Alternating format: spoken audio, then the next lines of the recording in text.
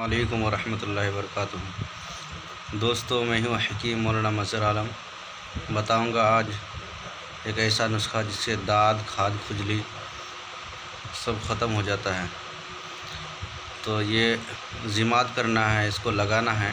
3 चीज़ें लेनी है आपको। सबसे पहले गोगल, गंधक, आंवला सार और सुहागा 10-10 ग्राम लेना है। गोगल, गंधक, आंवला सार और सुहागा, ये पंसार की दुकान में आप जाएंगे तो आपको मिल जाएगी। सुहागा को बिरिया कर लेना है, यानी भून लेना है। उसके बाद अर्क लेमन के रस में इन अदविया को पीस करके इनकी गोली बना ले छोटी छोटी, और गोलियां बना करके एक गोली अर्क लेमन में घिसकर लगाएं।